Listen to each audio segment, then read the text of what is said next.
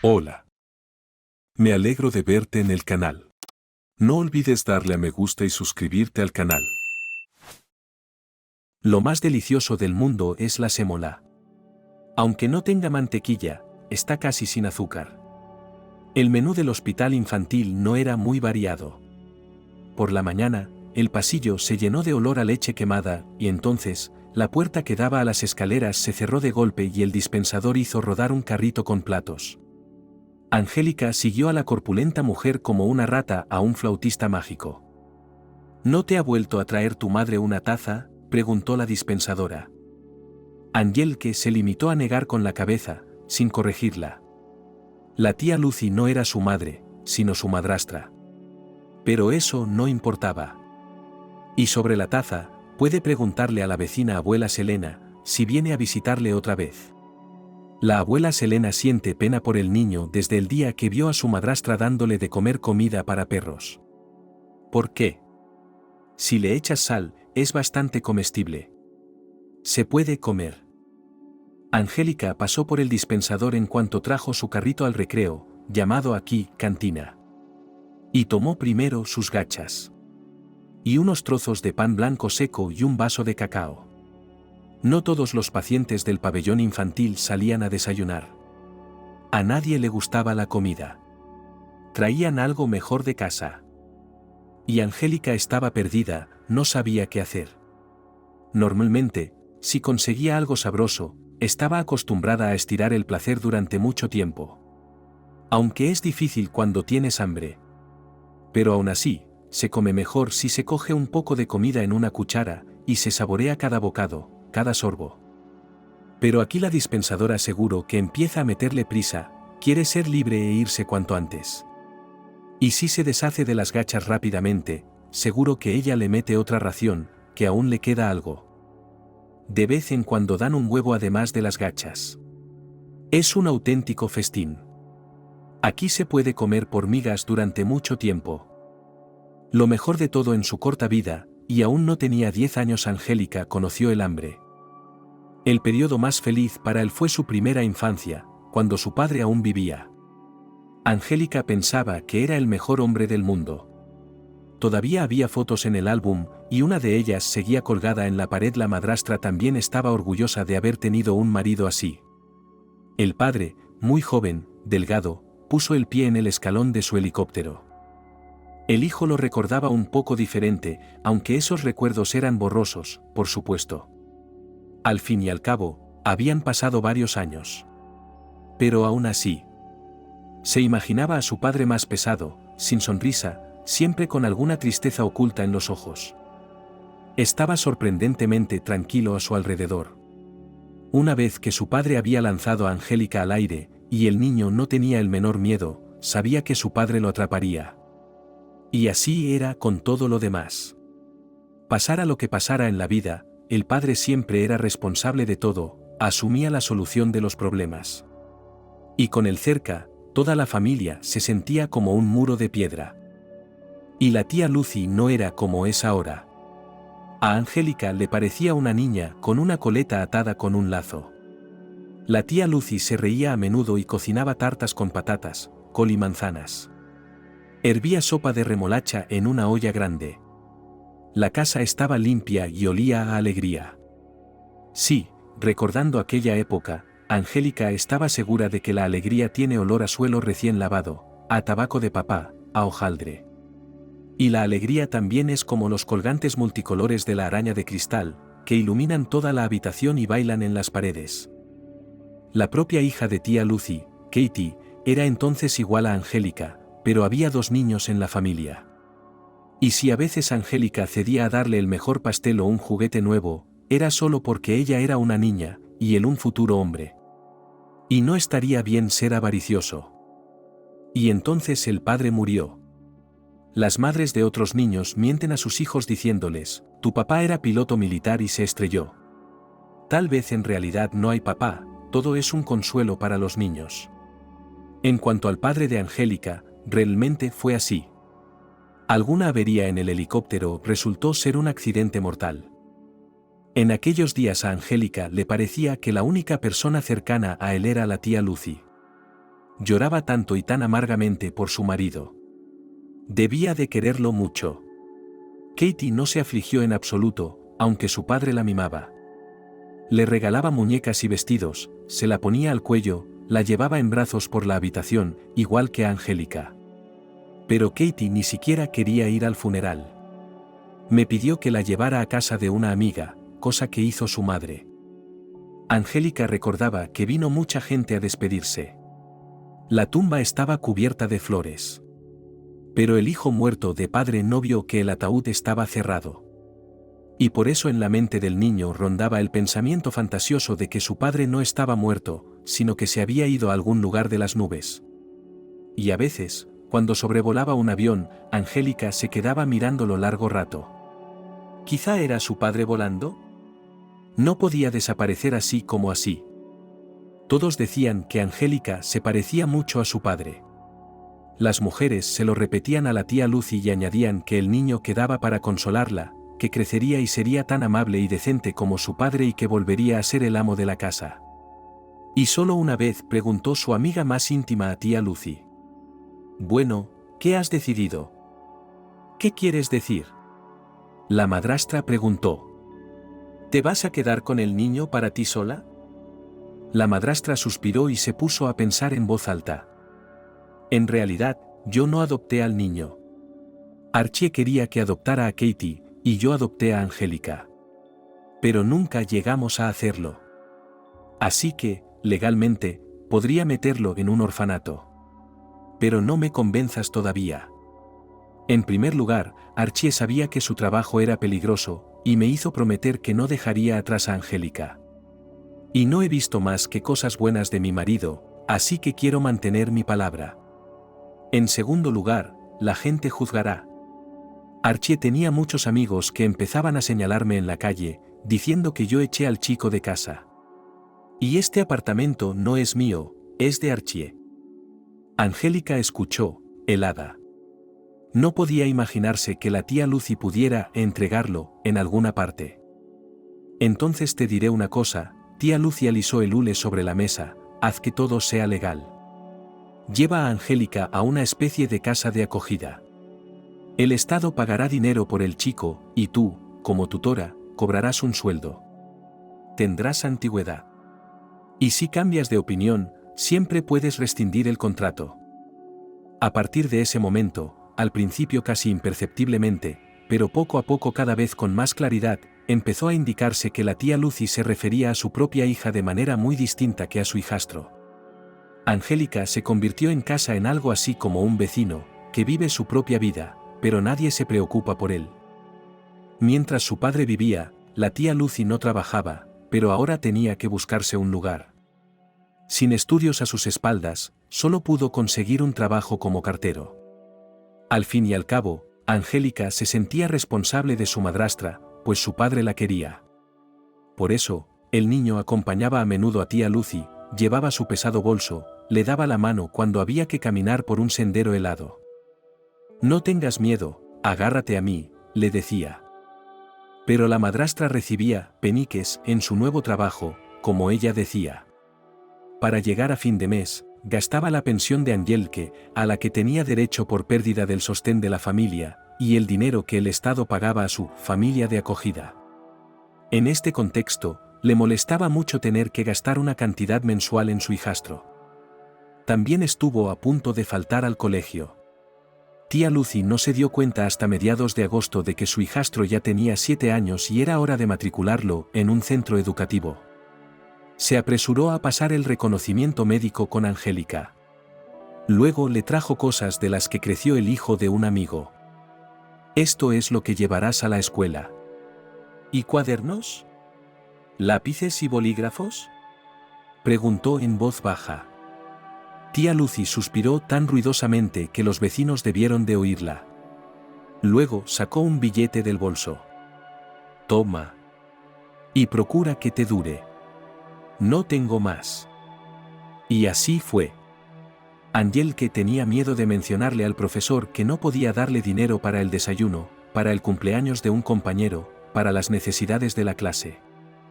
«Se lo diré en casa», repetía, con los ojos cabizbajos cuando el profesor le recordaba que aún no había ingresado la cantidad requerida. Finalmente, el profesor anotó en su agenda: Noemí, ven a la escuela, por favor. La madrastra no se presentó a la charla, sino que montó un escándalo por teléfono.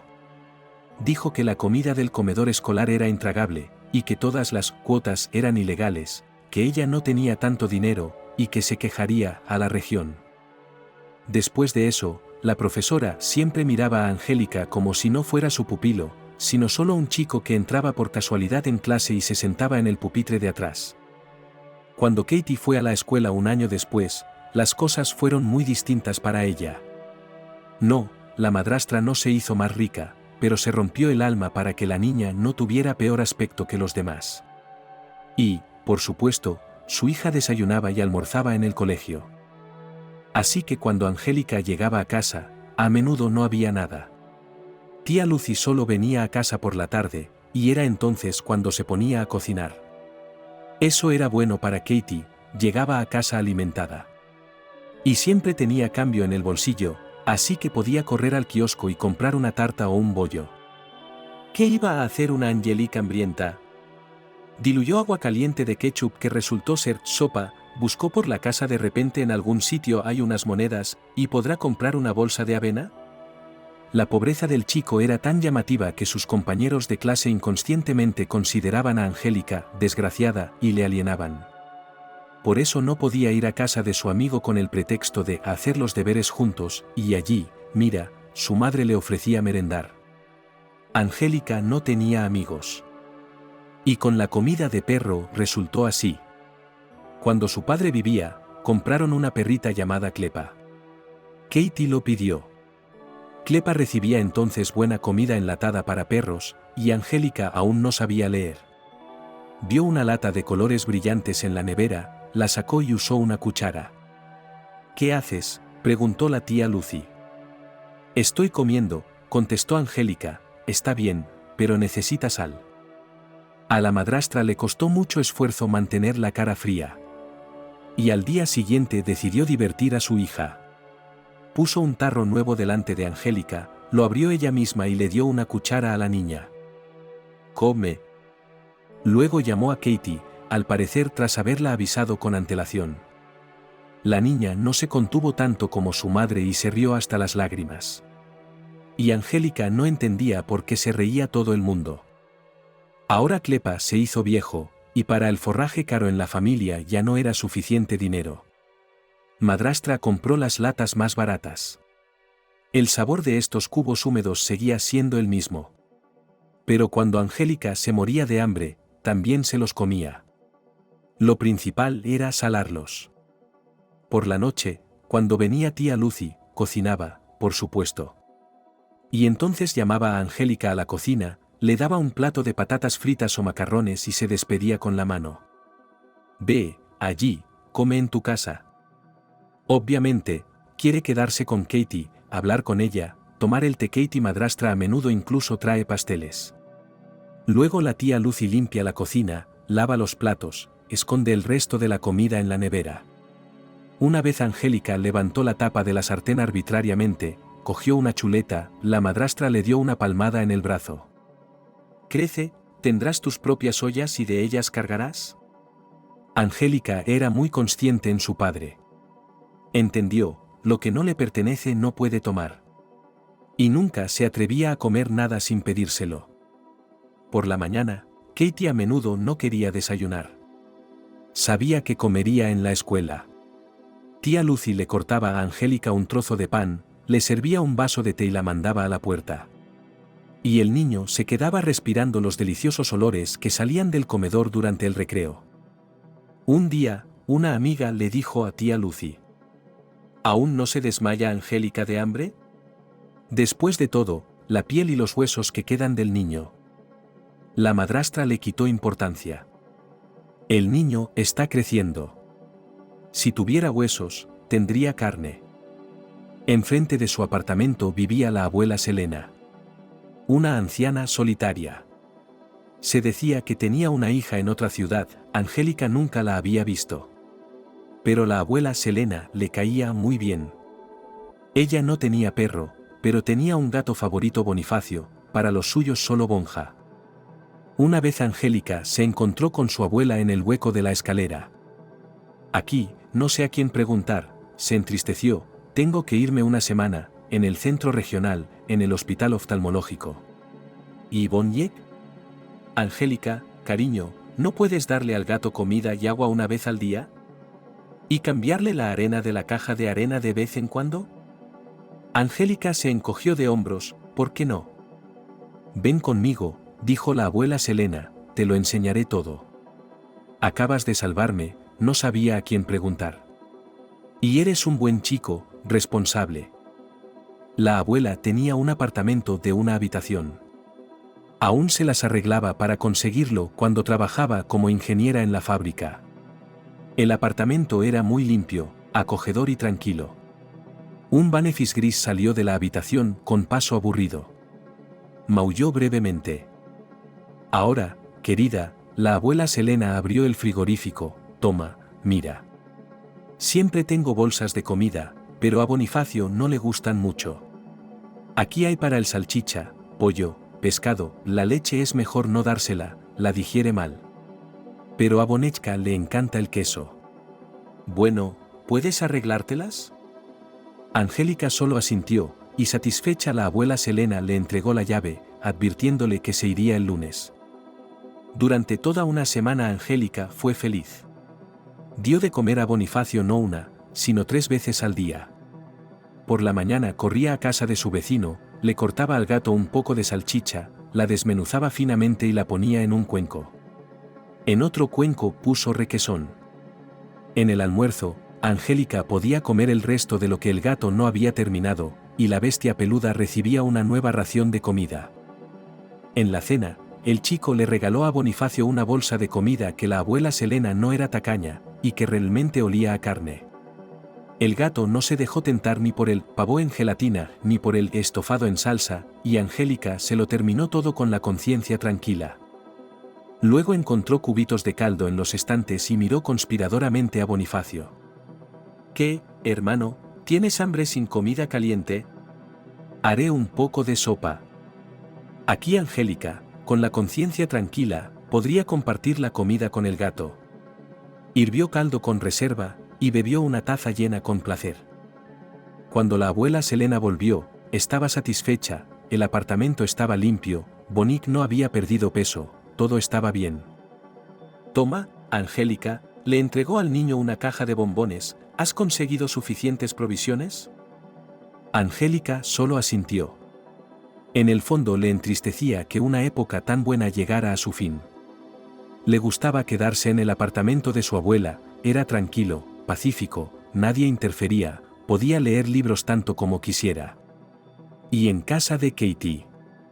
Hacía tiempo que la chica se había dado cuenta de que su hermano se había convertido en algo parecido a un sirviente, y lo trataba en consecuencia. Y ahora la anciana ha vuelto. No me lo puedo creer, la abuela Selena miró asombrada el contenido de la nevera, ¿de verdad Banefis comía comida para animales? No quedaba ni una bolsa. Angélica era aún demasiado pequeña para contenerse. Lo intentó, el niño se apresuró, comió un poco. No te preocupes, no falta nada. Lo que sobró, lo terminé para él. Y lavé el tazón. Con bicarbonato. La abuela Selena miró al niño con otros ojos. Como si ahora solo ella se diera cuenta de los moratones bajo los ojos de Angélica, y de los codos afilados, y de la delgadez del chico. Se le llenaron los ojos de lágrimas. Mi pequeño, fue todo lo que dijo. Pero luego se recompuso y se ofreció. ¿Quieres que cenemos juntos? ¿Te gustan las patatas fritas? Durante la comida, la abuela Selena le preguntó discretamente por su vida. ¿Cómo le trata su madrastra? ¿Qué come? ¿Tiene todo lo que necesita? Por la noche, la anciana dio muchas vueltas en la cama. No sabía qué hacer. ¿Enviaría a algún formidable comité en busca de Noemí? Pero el niño sería llevado a un orfanato. ¿Estaría mejor allí? La vida en los orfanatos puede ser muy dura. Son una novatada. Pero es imposible dejar las cosas como están. La abuela Selena decidió hablar ella misma con la vecina. Acabó mal. Cuando Angélica volvió a casa, su madrastra le echó a la escalera. ¿Ingrata? Hace tiempo que podría estar recibiendo comida del gobierno. Vive en su propia casa y luego va por ahí quejándose de mí. ¿Qué derecho tiene esa abuela a intimidarme? Se lo dirá a quien tenga que saberlo. Que lo cuente. No me pagan tanto dinero para que te ponga en pie a ti, hijo de otro. Ahora vete a vivir con tu amable abuela. Ahogándose en lágrimas, Angélica llamó al apartamento de la vecina. Pero la abuela Selena no estaba en casa. En vano Angélica la esperó toda la tarde. La anciana debía de haberse ido otra vez a otra parte. El niño no sabía dónde ir por la noche. La tía Lucy no le abrió la puerta, no le llamó para que entrara en calor. Así que Angélica pasó la noche en el sótano. Al día siguiente tuvo fiebre y fue al hospital con neumonía. Los primeros días, cuando Angélica ardía y deliraba, no le interesaba nada. Pero luego el niño se sintió mejor, apreció la habitación luminosa y a las madres con hijos que yacían aquí. Veían que nadie visitaba al niño y le daban regularmente algo de comer. Y le daban de comer 3 veces al día en el hospital. Entonces llegó la abuela Selena. Se enteró de que Angélica estaba en el hospital, en la sala infantil. Trajo una bolsa llena de bocadillos, pasteles, fruta, zumos, yogur. Habló con el médico.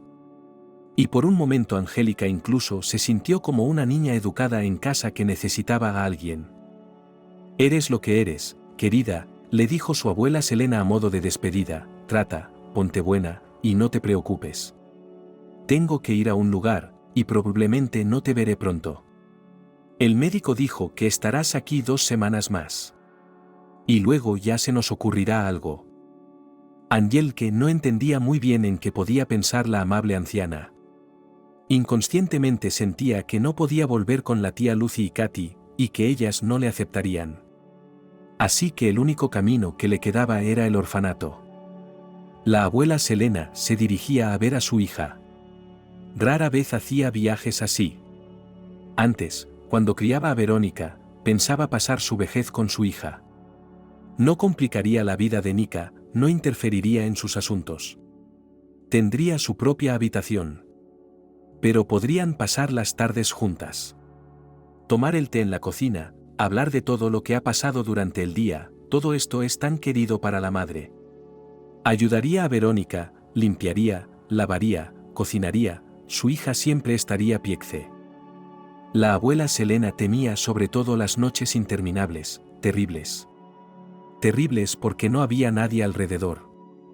Varias veces por la noche se puso enferma, tuvo que llamar a una ambulancia. La abuela Selena tenía miedo de no tener tiempo de despedirse de su hija, de irse al otro mundo sin conocerla. Sí, alguna vez había tenido la esperanza de estar al lado de Betty. Pero la vida había decidido otra cosa.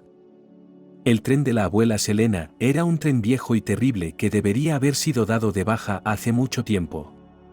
Las estanterías del vagón salón estaban duras, cubiertas de hule marrón, los colchones eran flacos, la ropa de cama aún estaba húmeda.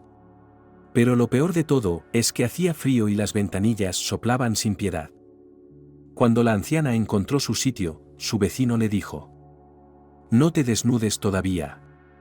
La conductora le prometió que después de Sisan inundarían el vagón de carbón y haría más calor. «Y si tienes una bolsa, ponla sobre la almohada. Está goteando por la ventana.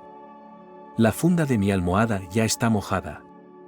Por desgracia, lo descubrí por las malas. Ya estaba oscuro fuera de la ventanilla, el revisor ofreció té. La abuela Selena se instaló para pasar la noche. Una bolsa de plástico verde crujía bajo su cabeza. Sabía que era poco probable que durmiera esa noche, siempre dormía mal en la carretera, y para distraerse de la calidez del vagón empezó a recordar su vida. Selena había crecido en una familia de profesores. Su padre era el director de la escuela y desaparecía trabajando de la mañana a la noche, y su madre, Angélica, dirigía las clases de literatura. En aquella época tenían un buen apartamento de 2 habitaciones, disponían de todo lo que se consideraba signo de riqueza, cristal, alfombras, pared. Pero a la pequeña Selena le parecía que la casa tenía un ambiente sofocante. Con los años, se dio cuenta de lo que su madre había creado. Padre, tal vez por eso prefería pasar demasiado tiempo en el trabajo, en casa todo estaba bien. Angélica mantenía la casa perfectamente limpia, por supuesto, Selena tenía que ayudarla con la limpieza, que se prolongaba durante todo el día. Había probablemente 15 tipos diferentes de paños, y cada uno tenía su propia utilidad: para el polvo, para las ventanas, para la fontanería, para la vajilla, para las lámparas de araña, etc. Y Dios te libre de mezclarlos. Varias veces al año, Angélica lavaba incluso la tela que tapizaba el sofá y luego la volvía a clavar hábilmente en su sitio. Con la misma puntualidad y método, preparaba la comida para 3 días. No había bocadillos. La familia se reunía alrededor de la mesa, la anfitriona traía una sopera honda y servía el primer plato en los platos. También había un ritual para lavar los platos, y un lugar en la estantería para cada taza. Si Selena hubiera crecido en otra familia, tal vez habría intentado rebelarse.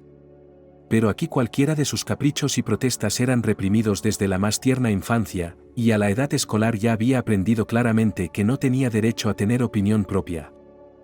El principal deber de la niña era estudiar, tenía que traer a casa solo sobresalientes, a los notables la madre los trataba como si fueran notas insatisfactorias. Y como Selena también estudiaba en la escuela de música, no tenía nada de tiempo libre. No se le habría ocurrido traer amigas a casa, y menos un chico. Aunque Angélica trabajaba como profesora, es decir, tenía que querer a los niños, de hecho, a todas las chicas las consideraba maleducadas, y la comunicación con ellas no le aportaría nada bueno a Selena, en su opinión. En cuanto a los chicos, en el instituto Selena empezó a pensar que nunca se casaría. Su madre le permitiría estar de acuerdo solo si el joven sería de una familia decente, el cortejo será todas las reglas, y, ramo de caramelo, periodo durará varios años. Tras recibir un certificado y una medalla de oro, Selena se rebeló por primera vez en su vida. No entró en la escuela de música, como quería su madre, y fue al centro regional y pasó fácilmente al Instituto Politécnico. Le dieron plaza en la residencia sin problemas. Sus compañeras de habitación suspiraron, recordando la comodidad del hogar. Selena tuvo la sensación de haberse liberado. Después de las clases puedes pasear por las calles de la ciudad a tu antojo, pararte cerca de los escaparates de las tiendas, comprar tartas en la bandeja, sacar entradas para el cine de la última sesión. Y vuelves a la residencia y allí no es aburrido. Los chicos de las habitaciones vecinas vienen de visita, trasnochan, cantan a la guitarra. Y a su futura especialidad técnica Selena tratado con respeto e interés en la universidad trabajó excelentes profesores, fueron capaces de inculcar el amor por el tema. En verano los estudiantes fueron al equipo de construcción. Por supuesto, tenían que trabajar mucho, pero por la noche todavía había tiempo y energía para nadar en el río, sentarse junto al fuego. En esta época Selena tuvo el primer romance de su vida. Anthony tenía un apellido raro, Stone, pero era el más guapo de los chicos, con hombros. Y esos ojos azules. En otoño, cuando los estudiantes fueron enviados a las patatas, su relación se hizo muy estrecha. Raicha lo pasó mal. El campo interminable, el barro, la humedad de los barracones, donde dormían los chicos. Anthony le daba sus guantes, cargaba pesados cubos de patatas, daba un respiro a la chica en cada oportunidad. A finales de otoño, Selena se dio cuenta de que estaba embarazada. Consultó con las chicas sobre qué hacer. Sí, eso es lo que hizo. Se lo dijo a sus compañeras antes que Anthony. No puedes esperar, Stone no se casará contigo, suspiró una de sus amigas, se graduará y volverá a su ciudad natal. Sus padres ya le han elegido una novia allí. Tal vez sea mejor no decirle nada, sugirió otra, ve al hospital y no habrá problema. Podrás pasar la sesión de invierno, dijo el tercero, y la de primavera. Bueno, te ayudaremos. Cuidaremos de tu bebé. Piénsalo, Selena. Después no te lo perdonarás. Selena no creía que fuera tan malo al principio. Pero cuando le contó a Anthony lo de su embarazo, él sonrió torpemente, no dijo nada, pero a partir de ese día empezó a evitarla. Esto demostró claramente a la chica que tenía que resolver todos los problemas por sí misma. Selena no se atrevía a abortar. Pasó la sesión de invierno en el hospital, de parto. Pero consiguió aprobar los exámenes. Y los profesores se compadecían de ella, al verla tan demacrada, exhausta. No se metían con ella, le ponían buenas notas. En primavera, Selena decidió volver a casa. Hacía mucho tiempo que no iba y esperaba que sus padres no tuvieran el corazón de piedra. Le gustaría pasar las últimas semanas antes del parto en su ciudad natal, ir allí al hospital y luego volver con el bebé a su habitación, donde todo le resulta familiar y conocido. Quizás sus abuelos la ayudaran un poco, solo hasta que Selena obtuviera su diploma. Y entonces encontraría un trabajo, alquilaría una casa. Pero cuidar del bebé en el momento más difícil, cuando hay que preparar dibujos, aprobar exámenes estatales, vale mucho. No, Angélica no hizo una escena. Ella, sin demora, el día de la llegada habló con su hija. En un tono tranquilo y frío, puso a Selena sobre aviso.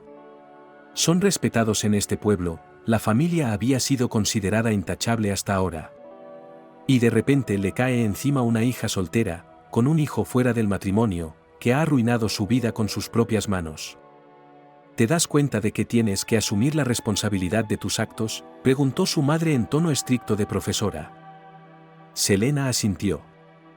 Y tienes que pagar por el hecho de que no te resististe al primer hombre que conociste, continuó Angélica, pues vivirás hacinada, estudiarás para los exámenes por la noche, bajo el llanto de los niños. Esa es la venganza. Y si ahora la vida no te castiga, no sacarás las conclusiones correctas. Al día siguiente Selena volvió al dormitorio. Fue bien recibida. Le dieron una habitación en la planta donde vivían los estudiantes que tenían familia, muchos de ellos también tenían hijos. A finales de mayo nació la pequeña Verónica. Afortunadamente, el parto fue fácil, sin complicaciones. Y Selena fue dada de alta rápidamente. Lo pasó realmente mal, pero las otras jóvenes no se negaron a ayudar. Hicieron de niñeras de Betty, mientras Selena corría a la consejería, aprobaba los exámenes estatales, defendía su diploma. Y luego, junto con su hijita, Selena se fue de misión a una ciudad joven, que estaba empezando a construirse. Por eso, con el tiempo, todo lo que había aquí se convirtió en algo querido para la mujer. Ante sus ojos se construyeron casas, hospitales, escuelas, cines y se abrieron tiendas. Al principio la pequeña familia vivía en el dormitorio de la fábrica, Selena daba la mitad de su sueldo a la niñera. Y luego la fábrica le dio un apartamento de una habitación. Fue una verdadera felicidad. Belleza Selena no era hermosa, pero la apariencia tenía un bastante agradable, y el carácter de acuerdo a las críticas generales que tenía una de oro. Pero la novela en la vida de una mujer nunca sucedió. Los hombres han tratado de hacerla su amante, pero en tal opción Selena nunca fue. Si un hombre declara inicialmente a ella que la esposa para él en primer lugar, y la conexión con ella, Selena, solo será un pasatiempo agradable, porque lo necesita. Además, había varios ejemplos de esposas que, después de enterarse de la infidelidad de sus maridos, fueron a sus amantes, hicieron escenas feas, gritando, arañándose el pelo, avergonzando, maldiciendo. ¿Por qué Selena necesitaba todo esto? Quería que su hija la respetara. Selena se dedicó a Verónica. Crió a su hija al revés de como la criaron a ella cuando era niña. No la obligó a ser una excelente estudiante, le permitió llevar a sus amigas a casa, le permitió tener un gato. Durante mucho tiempo, madre e hija estuvieron muy unidas. Ambas esperaban con impaciencia el verano, cuando podían ir de vacaciones a algún sitio. De su fábrica Selena recibió una casita de campo, le dieron vales para un campamento de pioneros para Verónica, y para un complejo turístico para las dos. Si recuerdan aquellos años, madre e hija ricas, por supuesto, no vivían ricamente, pero no sentían su pobreza. Si trabajaban duro, no gastaban demasiado, no derrochaban en todo lo que necesitaban, tenían suficiente. Y, sin embargo, en lo más profundo de su alma, Selena sentía una angustia de anidamiento. Se daba cuenta de que su hija no tenía a nadie más que a ella. Toda la responsabilidad de Betty recaía en su madre. Y, cuando la niña se graduó de la escuela, y luego del instituto, Selena, como si un gran peso cayera de sus hombros, la principal tarea en su vida, cumplió, puso a Betty de pie. Los padres de Selena por aquel entonces ya no estaban en el mundo. Su padre fue el primero en morir. Cuando Selena llegó al funeral, se dio cuenta de que su madre tampoco tenía muy buen aspecto. Apenas podía andar, y estaba claro que las cosas iban a peor y pronto Angélica no podría cuidar de sí misma. «Quizá podrías mudarte conmigo», sugirió Selena tímidamente. «Betty y yo cuidaremos de ti». Su madre no mostró ninguna gratitud. Al contrario, le molestaba. «No quiero estar en deuda con nadie. Ya he llamado a la residencia para averiguar. Cuando llegue el momento, me iré a vivir allí». «¿No es mejor allí que con tu propia gente?» «Por supuesto. El personal de allí tiene que cuidar a los ancianos, les pagan por ello, y tú y Betty esperaréis impacientes el minuto en que me muera para librarme de mis preocupaciones». Selena se sintió herida hasta las lágrimas y no ofreció más ayuda a su madre. Es más, no visitó a Angélica en la residencia y solo vino para el funeral. Selena oía a sus espaldas los murmullos de los ancianos que le decían lo mala hija que era. Si lo supieran, pensó la mujer. El piso que los padres de Selena nunca privatizaron pasó a manos del Estado. Cuando Verónica trajo a su prometido, Selena se dio cuenta de que no surgía simpatía mutua entre ella y Billy. Ella misma había trabajado honradamente toda su vida, y creía que solo se puede conseguir algo si no te compadeces de ti mismo. Billy, en cambio, era por naturaleza muy perezoso. Aprovechaba cada minuto libre para relajarse. Tumbarse en el sofá, leer algo o ver un programa era el mejor ocio para él. Cuando nació John, Verónica lo pasó muy mal. Necesitaba mucha energía para ocuparse de la casa, para amamantar al bebé. Selena vino a ayudar a su hija. Vio que Verónica estaba agotada, levantándose por la noche para atender al niño desde las últimas fuerzas. Billy no quería ocuparse de las tareas domésticas, y su sueldo era tan escaso que apenas tenía para comer. Selena intentó hablar primero con su hija. «Con él no saldrás de la pobreza», le dijo a Verónica, «al contrario, te hundirás cada vez más en ella. Bueno sería un manitas, construiría una casita allí, o en casa sería algo que dominaría. Así que ni siquiera es llamarlo para volver a pegar el papel pintado. O dejarlo trabajar a tiempo parcial para que usted y su hijo tienen todo lo que necesitan». ¿Y él? «Oh, mamá», suspiró Verónica, ¿no lo ves? Es inútil exigirle a Billy lo que no puede dar. Solo conseguiremos pelearnos. Y yo ya no tengo energía para pelear. Ya ves, es como solía ser.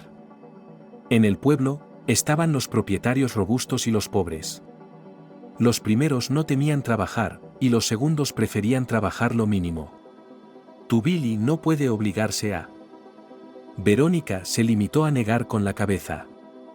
«De acuerdo», continuó su madre, «si hubiera un gran amor entre vosotros dos. Pero con él no hay nada de qué hablar. Coge el primer libro que encuentra junto a la cama y lo lee hasta quedarse dormido. Leer no lo desarrolla, es como mascar chicle. Estarás mentalmente sola con él el resto de tu vida». ¿Conoces el término «solos juntos»? Billy debió de oír parte de la conversación, algunos fragmentos, porque le dijo a su mujer sin rodeos, sin molestarse en bajar la voz. «Tu madre nunca ha sido capaz de entablar una relación con ningún hombre, ha vivido todo el siglo sin marido, y ahora quiere destruir vuestra familia». Aquella noche Selena lloró amargamente. Y al día siguiente hizo las maletas y se marchó, buscando una excusa para no quedarse con su hija. Se prometió a sí misma que no volvería a inmiscuirse en la vida de Verónica a menos que ésta le pidiera ayuda. Y la abuela Selena cumplió su palabra. Cada vez veía menos a su hija. Se ofreció a enviarle a su nieto de vacaciones, pero a él no le interesaba pasar los meses de verano en casa de su abuela. Solo y conexión con familiares, raras llamadas telefónicas, y hermosas tarjetas para el año nuevo. Una salida para la abuela Selena era la comunicación con la familia, que vivía con ella en el mismo rellano. Un joven y apuesto Archie, militar, piloto de helicópteros, y su joven y risueña esposa Bárbara. Selena pensaba a veces con nostalgia que ese era el tipo de yerno que ella querría. Bárbara tenía suerte. Siempre podía recurrir a Archie si necesitaba ayuda masculina en la casa, y sus manos eran de oro. Y cuando la pareja tuvo un bebé y Bárbara preguntó preocupada a su vecina si le molestaba el llanto del bebé, la abuela Selena se limitó a sonreír. «Te envidio», dijo, «yo no llegué a ver a mis nietos». Y entonces Bárbara murió. Una complicación inesperada de una simple operación. Archie había envejecido unos días. Selena, junto con otras mujeres, ayudó a organizar el funeral y el velatorio, y lloró, compadeciéndose de los huérfanos padre e hijo. Unos años más tarde, Archie trajo a la casa a una segunda esposa, Lucy. «La vida es la vida», suspiró para sí abuela Selena, «bueno, él es un hombre joven, donde todo el siglo viudez. Y Aleptina puede convertirse en la segunda madre de Angélica». Pero no sucedió, y cuando Archie no era, cuando la relación con la abuela Selena con esta familia llegó a nada. La anciana por ese tiempo se retiró, y la única alma gemela para ella era un gato Bonifacio. Y entonces resultó inesperado que Angélica tuvo que ser rescatada. La abuela Selena no podía hacerse cargo del niño, a su edad no se lo permitirían.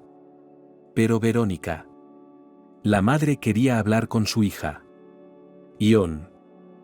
Ya era mayor y Angélica necesitaba cuidados de verdad. Tal vez Betty acogería al niño, le abriría su corazón. ¿Y si no, quizás ella conozca a una familia que pueda hacerlo? El niño es de oro, no puedes ponerlo en un orfanato. Ya era tarde cuando la abuela Selena por fin se durmió. Sabía que no renunciaría a lo que había hecho y que lucharía por el niño mientras tuviera fuerzas. Y estaba segura de que Dios la ayudaría a hacerlo. Verónica ni siquiera se dio cuenta de que el mundo se había derrumbado en un día, ¿o qué? Compró un viaje a Nueva York. El más barato. Un viaje en autobús. Básicamente, era mejor no ir y quedarse en casa. Había un nuevo virus barriendo el mundo. Gran ciudad, gran riesgo. En casa, en todo caso, se puede llamar a un médico conocido. No solo un médico conocido, casi un médico de cabecera. ¿Cuántas veces había sacado a toda su familia? Ya que era un médico de cuarta generación, vivía según los viejos ideales. Ion una vez, leyendo las memorias de James Eriou, dijo: «Mamá, en Yorkshire, llamas al veterinario por la noche, hace las maletas y se va. Aquí, lo único que puedes llamar por la noche es una ambulancia y a Jack. Y si él no puede ayudar, nadie puede. ¿A quién llamas en Nueva York, en un hotel? Vendrá el médico que reciba la llamada. Te llevará a un hospital donde haya sitio. Tendremos que tratarte de forma general. Y luego depende de las cartas. Da miedo». El destino ya había dicho su palabra cuando los tres, Verónica, su marido Billy y su hijo Ion, enfermaron de esta mística enfermedad en abril. ¿Por qué mística? El virus decidía quién vivía y quién no. Verónica probablemente iba a morir, pero Jack la sacó adelante. Durante 3 semanas, se balanceó entre este mundo y el otro. Jack venía por la mañana y por la noche, le ponía suero. ¿Durmió algo durante esos días? Un hospital de día, otro hospital de noche donde hacía tomografías. Era un profesional de alto nivel y, por supuesto, todo el mundo le necesitaba en aquellos terribles momentos. Por aquel entonces Verónica no tenía ninguna duda de que Dios, esa luz era todo lo que había. Sentía que estaba conectada con ese mundo por un delgado rayo de plata, puro y a la vez fuerte, como una cuerda. Y esa cuerda cantaba: «Vive». Billy y Ion se habían recuperado fácilmente, y no había necesidad de preocuparse por ellos. Verónica lloraba de vez en cuando, y no quería ver a nadie. Solo Jack no la molestaba. Era el único de su entorno que había participado en la recuperación de personas de otro mundo de aquel Oure. Pero ahora que Verónica se había recuperado, él dedicaba todo su tiempo y energía a otros que en esos momentos hacían equilibrios mortales. Verónica utilizó Internet para comprar un viaje. No tenía a dónde ir. Quizás si su marido y su hijo se hubieran dado cuenta de que había sobrevivido a un milagro, si hubiera sentido su alegría y sus cuidados, no se le habría ocurrido irse de casa. Pero su marido llegaba del trabajo y se sentaba ante su ordenador. En esta máquina inteligente se interesaba por lo que Verónica llamaba Village of Fools, rompecabezas, sketches cómicos, solitarios. Mataba ineptamente el tiempo, que le mataba magistralmente, escribió Jack Cocteau. Verónica sentía ahora, tras su enfermedad, una aguda aversión al despilfarro sin sentido de lo más costoso. Ion apenas estaba en casa, tenía una aventura con una chica y todo lo demás no merecía su atención. Verónica trató de entrar en una rutina. La compra, la cocina, la colada, la limpieza. No había energía, ponía la tetera y se sentaba a descansar. Y el resentimiento crecía. ¿Por qué intentarlo? La vida le demostró que moriría y ni siquiera se darían cuenta. Verónica había estado en Nueva York hacía mucho tiempo, de niña, con su madre. En la grandeza de esta ciudad, temblando bajo el cielo gris, vivía el mismo anhelo que ahora está en el alma de Verónica. Nueva York estaba en sintonía con ella. No podría caminar mucho, que la llevaran en autobús por delante de estos palacios y monumentos, la arquitectura es música congelada en la piedra. Cuando informó a su familia de su marcha, Ion no pareció oírla, pero Billy, haciendo clic con el ratón, preguntó: ¿Has decidido tomarte unas vacaciones? Sí. Y Verónica arrojó el jersey en su bolso con tanta fuerza, como si esperara que se hiciera añicos y el tintineo de los fragmentos le diera placer. El gran autobús turístico solo estaba lleno en un tercio. Verónica se sentó lejos de todos, en la parte de atrás, sola. Se puso una almohada bajo el cuello y se tapó con un plaid. Los tapones para los oídos que había comprado en la farmacia la ayudaron a casi no oír la película Shirley Weasley, que estaban pasando en la televisión. Verónica cerró los ojos. En semejante anabiosis, saliendo de ella solo en las paradas sanitarias, llegó a Nueva York. El autobús frenó cerca de la estación de tren y subió a bordo, a la guía turística, una mujer delgada de unos 50 años que se presentó como Natalie. Llevaba un abrigo azul y una gorra azul oscuro con una pluma. En cualquier otra ciudad, Natalie habría destacado porque era algo esquivo a una dama del siglo XIX. Pero en Nueva York, encajaba. Natalie hablaba tanto, con los inevitables, mira a la izquierda, mira a la derecha, que pronto Verónica solo oyó el murmullo de su voz, no las palabras. La voz no era molesta. Probablemente, la guía turística también tenía tacto en la vida. Verónica pagó por adelantado una habitación de hotel independiente. Pero se llevó una sorpresa. En realidad no era un hotel, sino un hostal de rango inferior. Estaba situado en un edificio antiguo, en un antiguo apartamento de lujo. Había molduras en el techo, varias chimeneas. En la entrada, en una pequeña habitación que debía de pertenecer al servicio, estaba sentada la recepcionista. Dudó antes de darle la llave a Verónica. ¿Sabe qué? Deje que le ponga en otra habitación, sugirió. Es sencilla y miserable, diminuta, vacía, solo hay una cama y una mesilla de noche, y una ventana al patio. El patio es lúgubre, si lo miras todo el día, querrás ahorcarte. Te daré una habitación con 9 camas, vivirás allí solo. No hay mucha gente aquí ahora, el albergue está vacío. No alojaré a nadie más durante 2 noches. Pero la habitación es grande, y las ventanas dan al río Fontanka. Casi todo el espacio de la habitación de 9 camas estaba ocupado por literas. Pero en un rincón había la chimenea más grande que Verónica había visto nunca. Por supuesto, nunca se había encendido en las últimas décadas, pero era tan fácil imaginarse el fuego. La chimenea estaba decorada con ángeles moldeados. Verónica, sin encender la aurora, se fue a la cama junto a la ventana y se quedó sentada largo rato, mirando las luces que bailaban en el agua del río y casi sintiendo el calor fantasmal de la chimenea con la espalda.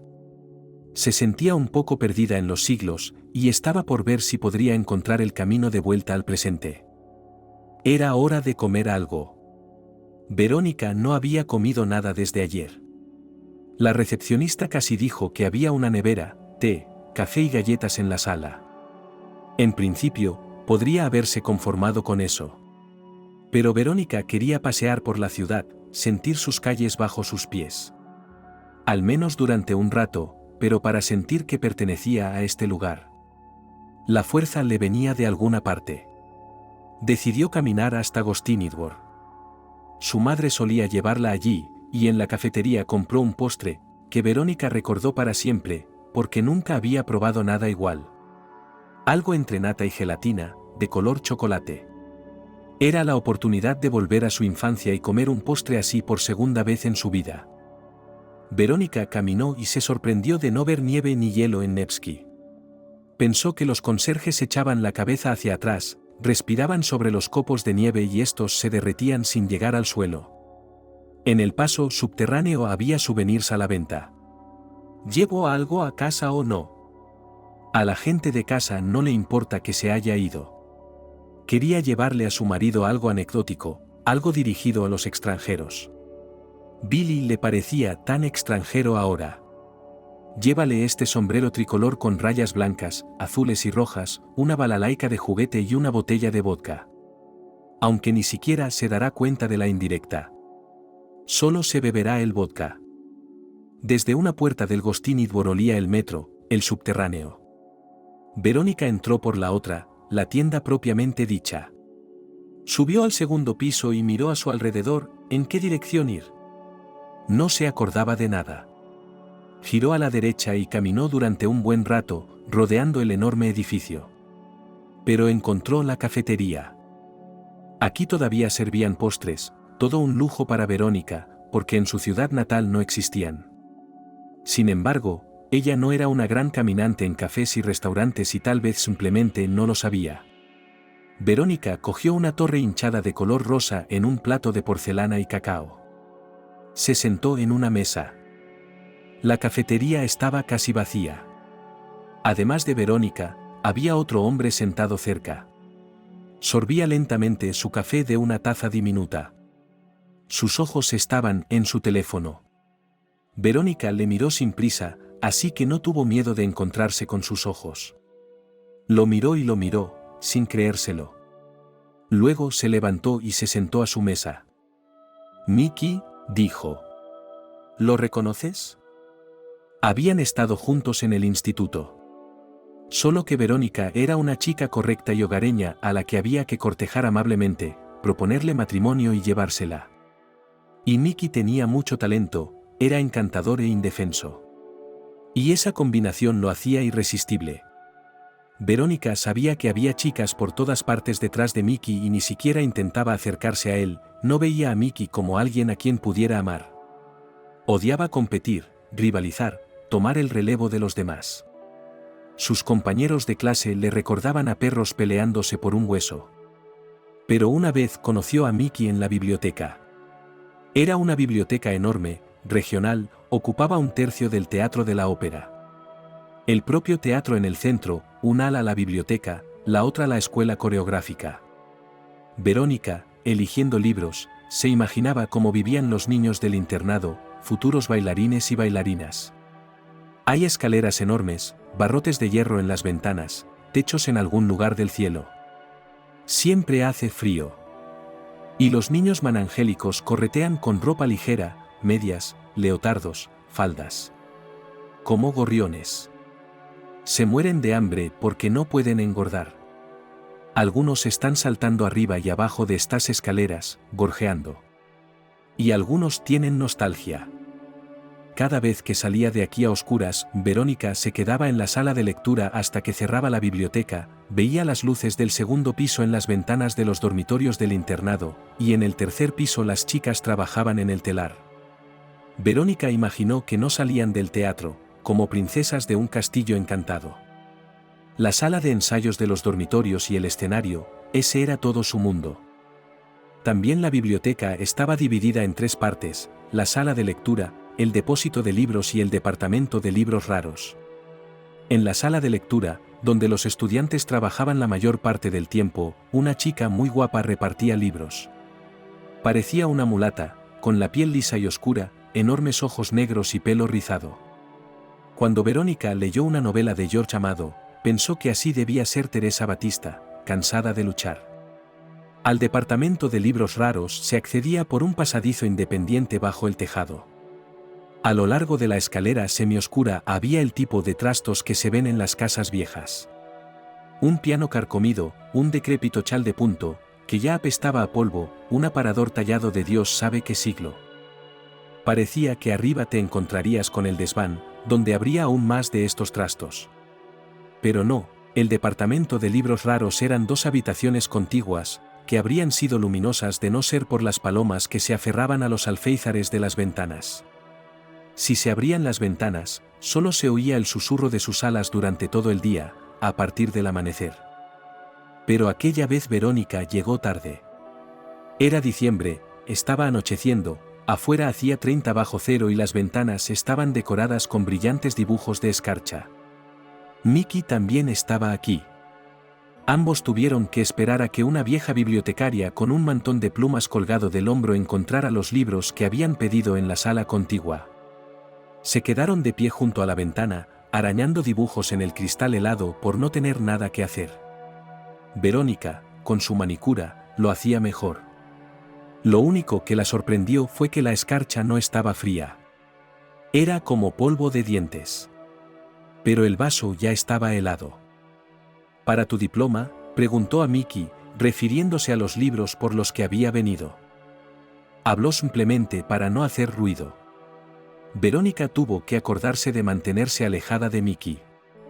Sí, dijo simplemente, y le sonrió como si hubieran sido amigos durante 1000 años, y Verónica fuera su alma gemela. Vine al departamento de historia por la Edad Media, por romance, y me dieron el tema, propiedad alodial de los campesinos en algún siglo.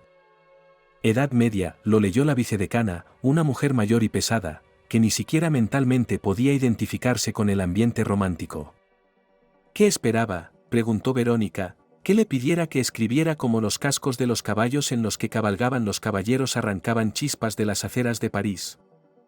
Quería razonar con él, decirle que uno nunca debe hacer público su amor. Le impactó el Sol de los Muertos de Zhmelev, Crimea en la Guerra Civil, su tragedia, comparada con la que Shakespeare parecía un amable cuento de hadas. Verónica siempre se ha sentido atraída por las tragedias, incluso en contra de su voluntad. Le quemaban el corazón, todo lo demás le parecía nimio, insignificante. ¡Qué tiempos, qué héroes! Pero nunca había dicho una palabra de ello a su supervisor, y ahora esperaba que le trajeran un archivo de periódicos viejos. Consiguió el tema, la prensa socialista menchevique de 1917. Se puede escribir una tesis sin amor, dijo Mickey, solo tienes que dedicarle un trozo de tu vida. Es solo un trabajo. Escribir una tesis es como traer un saco de patatas del mercado. ¿Qué no se puede escribir sin amor? Verónica entrecerró los ojos, aunque la luz de la habitación era tenue por una sola bombilla, desnuda, que colgaba de un largo cable. ¿Un libro?, dijo Mickey. ¿Estás escribiendo un libro ahora? Ya ves la pena que me da. Había 3 cuadernos generales, estaba terminando el último. Verónica sabía por qué escribía en cuadernos. Ni en una tableta, ni en un portátil. Escribía en un papel. Los profesores no molestaban en este caso, pensaban que el alumno escribía lo que le decían. Solo un esquema. Como el resto de nosotros. Cuando sonaba el timbre, Mickey levantaba la vista, como si estuviera fuera de su mundo. ¿Qué clase teníamos?, preguntaba. Y ahora su novela sin terminar ha sido robada. Probablemente chicas de dormitorio, groupies. No les importa si es una corbata, una colilla de cigarrillo, un pedazo de ropa interior o un libro. Mientras sea de su ídolo. Pero no puedo, dijo Mickey, casi desesperadamente, aunque me lo devuelvan, no puedo seguir. Alguien lo ha estado leyendo. Es como si hubieran metido sus sucios pies en él. ¿Qué sentido tiene? ¿A quién le importa tanto como a mí? Miró a Verónica con una mirada tan infantil e impotente que solo en ese momento se dio cuenta de por qué todos le necesitaban. Siempre está con la mente abierta. Es como sentarse junto a la estufa y calentarse las manos. No importa lo que dure el fuego. Pero ese dichoso momento en que la llama de otra persona se acerca. Mickey no tenía buen aspecto ahora. Alto, parecía más bajo. Más joven aún, más viejo. ¿Betty? Dijo, Dios mío, Betty. Apartó el teléfono y le cogió las manos. No dudó ni un segundo. Sus manos estaban calientes, las de ella frías. ¿Vives aquí?, preguntó. ¿Cuánto hace que vives aquí? ¿Cómo es posible que no nos conozcamos? Verónica cerró los ojos. Quiso decir que uno podía vivir en la misma calle, o incluso en la misma casa, y no conocerse nunca. Pero las palabras se le escaparon y no entendió por qué de repente perdió el suelo bajo sus pies. Hacía años que no pensaba en Mickey. Pero resultó que lo necesitaba tanto que estaba mareada. ¿Por qué? Él la había traído a la cabaña. Más tarde se dio cuenta de que hablaba de una casa de campo, un lugar donde la familia pasaba las vacaciones. Entonces vio una casa. Una casa de cuento de hadas en un bosque nevado. La nieve aquí era tan pura. Su blancura no tenía nada que ver con el hombre. Un vestido de ángel.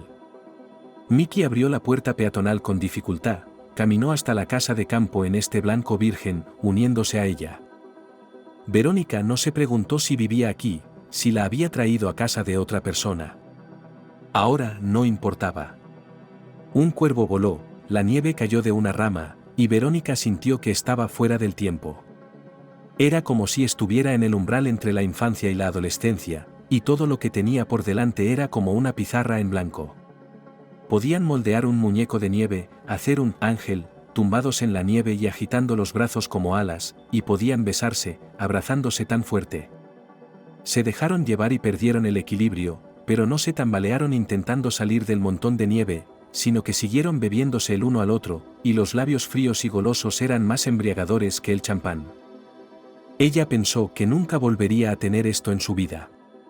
Las llamas del horno holandés ardían, y Mickey había dejado la puerta abierta, y el calor fluía hacia ellos, y el propio horno estaba tan caliente que el metal parecía rosado y transparente, un poco más y gotearía. Y pasó mucho tiempo antes de que el horno se enfriara, cuando las llamas se apagaron y el fuego parpadeó sobre las brasas. Verónica y Mickey contemplaron la oscura ciudad nocturna con las ventanas resplandecientes. La pequeña habitación era todo lo que había en la cama. Yacían exhaustos, incapaces de levantar los brazos, incapaces de subir la sábana. Finalmente, Verónica tocó la frente del hombre. Estaba húmeda de sudor. Gotas gruesas. Verónica se puso boca arriba, sintiendo una ligereza en el cuerpo que nunca antes había sentido. Era como si ahora no le perteneciera a ella, sino a otra mujer más joven. No había vergüenza ni reproche. Se te ha ido la olla, madre, has perdido la cabeza a tu edad. Si el alma no envejece, ahora el cuerpo la alcanzaba, volvía a ser uno con ella. Y todo estaba bien en esta tierra. Tengo sed, dijo Verónica. Tenía la voz ronca. Ahora pondré la tetera. Mickey se levantó, despacio, no inmediatamente, como si estuviera mareado y temiera perder el equilibrio. Abrió la puerta. Verónica pensó que era un armario, pero Mickey encendió la luz y resultó ser una cocina, bastante grande. Echó agua en el hervidor eléctrico y un minuto después retumbó. ¿Por qué no vives aquí en invierno?, preguntó Verónica. Siempre has querido intimidad. Pero aquí estás en una realidad paralela, en otro mundo. Mickey volvió con 2 tazas de té. Las tazas eran lisas, de distintos colores. Una en damero rojo y verde, la otra con un osito de peluche disfrazado de Papá Noel. Es la dacha de mi suegra, dijo con una sonrisa, la odio. ¿La dacha o la de tu suegra?, aclaró Verónica. Se sentó y se subió la sábana hasta casi la garganta. Fue entonces cuando apareció el cansancio. Y no había nadie a quien culpar. ¿Por qué Verónica pensaba que todo había vuelto con la libertad que ambas habían tenido una vez? Ambos están conectados. Ella solo estaba saciando la sed que le había entrado tan de repente, y no era por el té. Así que ahora aguanta, tonta, y habla en tono neutro para que ni siquiera sospeche lo dolida que estás. «Háblame de tu familia», preguntó Verónica, recostándose en las almohadas. Echó la cabeza hacia atrás, mirando al techo. Tal vez así evitaría que se le saltaran las lágrimas, pero, en todo caso, le rodarían por las sienes, casi imperceptiblemente. «¿Quién es tu mujer, tu suegra?» «Y la hija». «Todas las mujeres». «¿Quieres a tu mujer?» «Está enferma. No puedo dejarla». Intentó, más de una vez, irse, volver a vivir solo. Se enamoró de una chica bonita, esperaba un paraíso para dos, para Adán y Eva, pero era una trampa. Eva era como la misma serpiente. Su suegra estaba detrás de ella, y ambas empujaban a Mickey a trabajar. Arar y ganar. Arar, arar, arar. Cuando Mickey intentó acudir a otras mujeres, con la secreta esperanza de que fueran más fuertes que Eva y le ayudaran a liberarse, la esposa y la suegra acudieron a la abuela y leyeron conjuros junto a ella. Recientemente, a la esposa le diagnosticaron un cáncer. Le dijo a Mickey, «Es por tu forma de beber». Ahora está en el hospital, recibiendo quimioterapia. Los médicos dicen que se pondrá bien. ¿Escribes libros? Escribo discursos para funcionarios del gobierno, dijo Mickey. Les gusta hablar claro. Y pagan mucho dinero para parecer inteligentes. Y los médicos necesitan mucho dinero.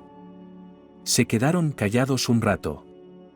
¿Traerás a tu mujer a la cabaña en primavera?, dijo Verónica. Sí, convino Mickey, necesita aire fresco. Su suegra hará mermelada de manzana.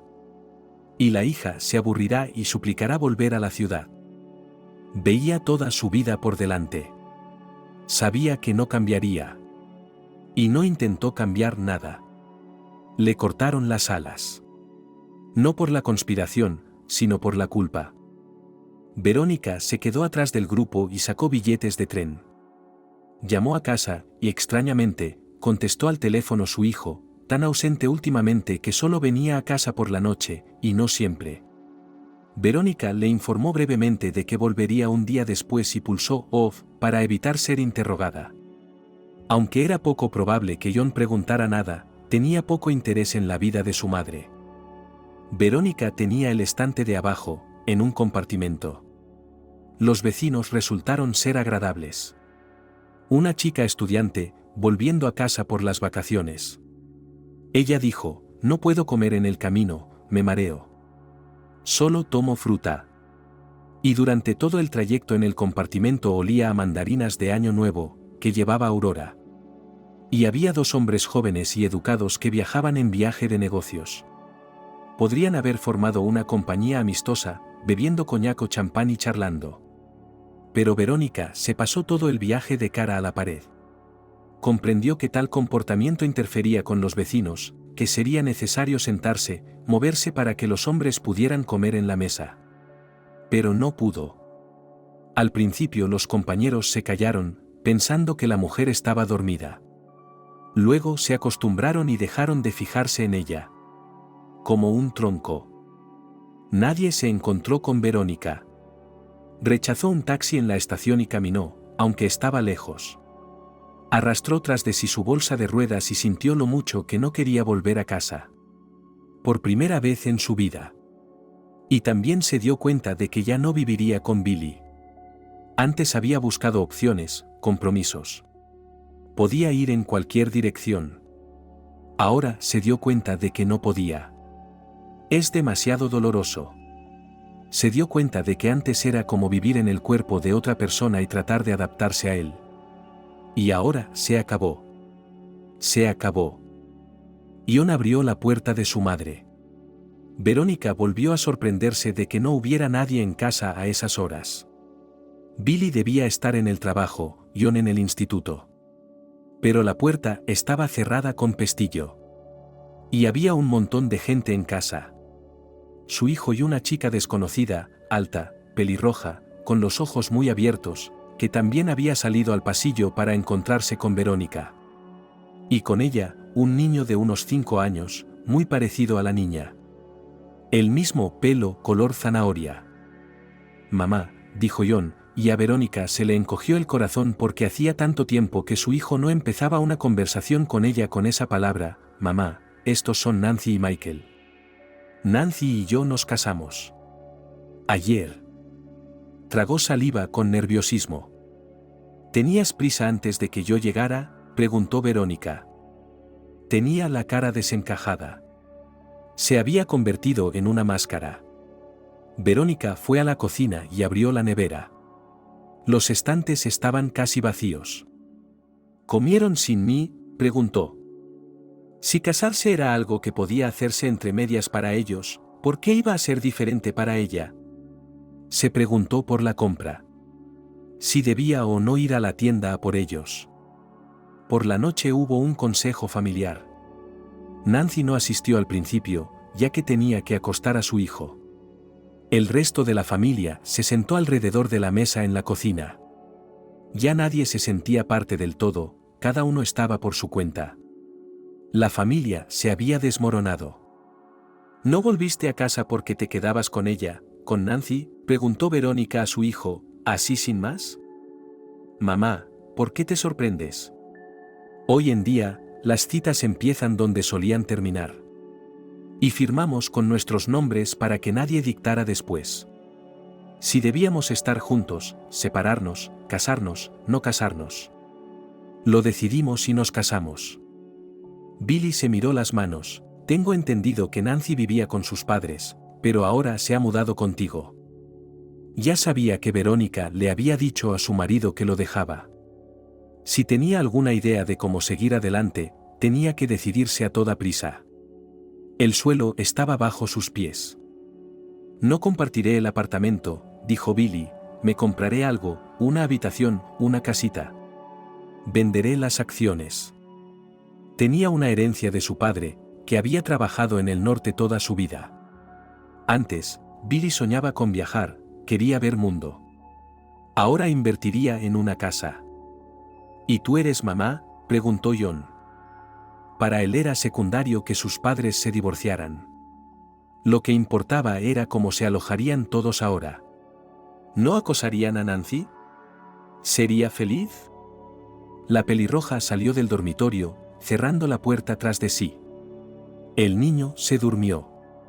No le había dicho una palabra a Verónica en todo el día, pero en ese momento se acercó a la mesa y tomó asiento en el consejo familiar.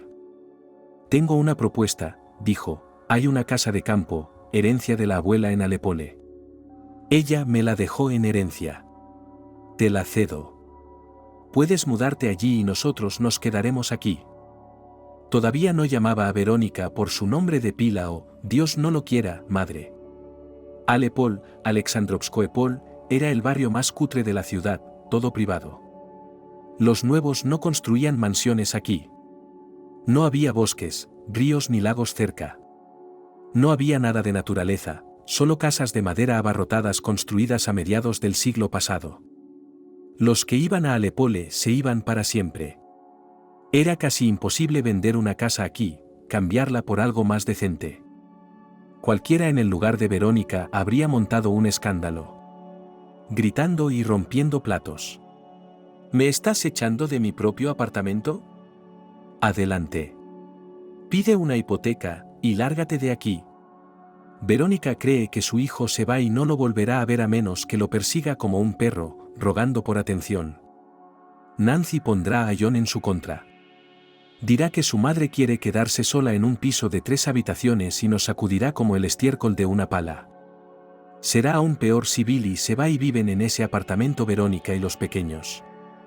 Nancy la mirará como si no fuera nada. Como si no fuera nada.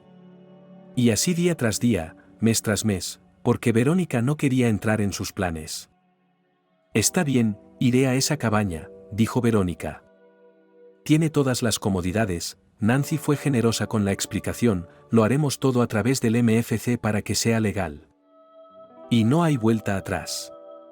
Incluso Billy, indiferente al hogar, miró a Verónica con sorpresa. No creía que ella estuviera de acuerdo. Así, sin más, en unos minutos, habían acordado entregar a la pelirroja todo lo que poseían, todo lo que habían acumulado a lo largo de los años. Voy a acostarme, Verónica se levantó. Tenía la garganta seca, pero no quería montar una fiesta del té delante de ellos, se sirvió un vaso de agua, blanca lechosa por el cloro, y se lo bebió de un trago. El MFC abre mañana a las 9, dijo Nancy tras ella. La voz de la pelirroja era casi benévola. Tal vez no pensara que ganaría tan fácilmente. Verónica entró en el dormitorio sin encender el oure, hizo la cama y se tumbó. Se envolvió en la manta como en un capullo. Pronto Billy vendría y se tumbaría a su lado, porque no tenía otro sitio a donde ir. Y se quedarían dormidos, cada uno girando hacia su lado. Todo se hizo con sorprendente rapidez, como si la decisión final no la hubieran tomado ellos, sino alguien de arriba. El papeleo se hacía en un santiamén. Siempre tenían que rogar, aclarar, correr 10 veces por cada papel, y aquí. Billy compró una habitación de 13 metros. La casa era un antiguo dormitorio. La habitación en sí estaba bien reparado y tenía una gran vista de la ciudad de abajo. Pero el resto no era más que un retrete, una ducha, una cocina, como un dormitorio sucio y destartalado de los años 90. Billy también había aceptado casi la primera opción que le ofrecieron. Cada uno de los cónyuges estaba ansioso por alejarse, ansioso por estar solo, no importaba dónde. Verónica se llevó su portátil y su bolsa de lona. Ion y Nancy no ayudaron con la mudanza. El hijo necesitaba ir al instituto, Nancy al hospital. Trabajaba como enfermera en un departamento de cirugía plástica. La más cara. Nancy le explicó las direcciones, le dio un manojo de llaves. Esta es para la casa, esta es para la casa de baños, creo que es para el garaje, la cocina de verano, ya te darás cuenta. Verónica subió al doble, fue a la terminal. Sabía que el autobús pasaba junto al templo, pero como si fuera la primera vez que se fijaba en las cúpulas doradas, cruzó, marcando apenas los movimientos, desapercibida para los demás. Comenzaba una nueva vida. Al principio el doble estaba lleno hasta los topes, y luego quedaron dos abuelas en el salón. Miraron abiertamente a Verónica. Durante muchos años de viajes de ida y vuelta a la ciudad, las abuelas ya conocían a todos los que viajaban con ellas. Esta mujer era nueva. El autobús hizo lentamente un círculo y se detuvo. Aquí estaba el centro de la vida local. Todo a su alrededor era pequeño, como un juguete. Una pequeña tienda de comestibles, el letrero decía, bueno. Incluso había una barbería. Verónica imaginó que las mismas ancianas que cabalgaban con ella habían venido aquí toda la vida a arreglarse el pelo. Y ahora el peluquero había envejecido con ellas, y cortaba el pelo de las clientas casi a ciegas, tanteándoles la cabeza. No podía quitarse de la cabeza esta imagen absurda. Verónica deambuló durante mucho tiempo, llevando en la mano un trozo de papel con la dirección 14 de la calle Victory. Todos los que se cruzaban con ella por el camino la escrutaban. ¿Qué busca? Finalmente, una anciana la llamó, lo conozco todo aquí, solía trabajar aquí como cartero. Verónica se sintió avergonzada, y en lugar de dar la dirección, por alguna razón describió la foto que Nancy le había enseñado en su teléfono. Estoy buscando una casa como esta. Es marrón con contraventanas azules. Hay muchas por aquí, dijo la mujer, contraventanas azules por todas partes. Y las tablas, ya sabes, son marrones. Finalmente, le dijeron a Verónica dónde estaba la calle Victoria. Por alguna razón, incluso aquí, no todo el mundo la conocía. Ni siquiera era una calle, era un callejón. Hay una casa, rica, de ladrillo, de 2 plantas. Y al lado, su choza. Una valla inclinada, paredes de madera, antaño pintadas de color chocolate, cervales bajo la ventana, los pájaros aún no habían tenido tiempo de picotear todas las vallas, y los racimos rojos asomaban por debajo de los mullidos gorros de nieve. Verónica caminó hacia su casa, cayendo por la nieve como Mickey había hecho hacía un rato. Solo que aquí no había suegra, ni esposa. Ella, Verónica, ya no era prácticamente la esposa de nadie. Nancy le había dicho, hay una caldera de gas. Pero su hijo no se detuvo. ¿A dónde irás, mamá? A la casa particular de un mendigo. Espera al menos hasta la primavera, cuando haga calor. No sabes cómo calentar esta misma caldera. Vamos, al menos iré contigo, te enseñaré. Ni siquiera podía esperar a los demás. Mickey está en el negocio, tratando a su mujer y ya no intenta alejarse de ella. Billy está sentado bajo el techo del dormitorio, jugando al solitario sin fin. Todo lo que necesita es internet y electricidad. Tenía electricidad en su cabaña. Antes de eso, Verónica jugueteó con la cerradura durante mucho tiempo, intentando encontrar la llave. Parecía encajar, pero no quería girar, y sus dedos ya estaban helados. No había ni una sola persona en la calle Victoria, nadie a quien pedir ayuda. Finalmente, consiguió abrir la cerradura, la sacó de la bisagra de hierro. Una pequeña veranda, o un pajar. El suelo está algo inclinado. Y hay una pila de cosas que los dueños pensaron que no necesitaban. Un viejo aparador, no una antigüedad, solo un aparador soviético con vidrio deslustrado. Una silla vienesa rota, esteras dobladas, algunas palanganas, trapos. La cocina estaba en penumbra, la única ventana daba a una alta valla de tablas. Las paredes, pintadas de verde, el frigorífico entreabierto, cubierto de moho por dentro, una cocina de 2 fuegos. Verónica giró el interruptor de la luz, había luz. Pero eso era todo. Tonta, ni siquiera había preguntado si había agua en la casa. Al parecer, no. Había una cisterna sobre el fregadero oxidado, un cubo en el suelo. A la derecha de la cocina hay una pequeña habitación. También en penumbra, con una ventana que da a la misma valla. Lo único que cabe aquí es una cama estrecha y un armario doble a los pies. Y qué frío hacía en todas partes. Verónica entró en otra habitación, más grande y luminosa, con 3 ventanas. Y, completamente vacía. Solo un espejo ovalado en la pared la saludó al entrar. Y probablemente había iconos colgados en aquel rincón. Nadie había vivido aquí desde hacía mucho tiempo, el papel pintado había visto tanto el frío del invierno como el calor del verano, se había despegado de la pared, burbujado en algunos lugares, manchado en otros, ennegrecido cerca del suelo. Pero estos cuadrados claros. Los iconos han sido retirados, tal vez vendidos. O regalados a los amigos de la anciana muerta, a los que aún vivían, para que rezaran por su alma. En el suelo, los libros estaban apilados al azar. Parecían haber sido arrastrados a un rincón como si fueran basura. Eran viejos libros de texto. ¿Quién había estado estudiando con ellos? Mientras se enderezaba, Verónica echó otro vistazo al espejo y creyó ver algo parpadear en él. Se levantó sobresaltada, miró. Durante la siguiente media hora caminó por la cabaña, con la nieve hasta las rodillas, inspeccionando sus pertenencias. La puerta de madera del retrete no cerraba, había que quitar la nieve con una pala. El garaje está agrietado por toda la pared como un zigzag de rayos. Unos terribles graneros contiguos están completamente derruidos, el tejado de uno de ellos se está cayendo. Está oscuro por dentro y todo está amontonado con vigas, tablas. Y en el otro, en el lado opuesto de la casa había un anexo, y había una cerradura nueva en la puerta. Por supuesto, hay una caldera de gas dentro. Había que arreglarla, pedirle a alguien que la encendiera, llamar a un maestro. Pero se acercaba la noche y Verónica sabía que nadie lo haría hoy. ¿Cómo iba a pasar la noche?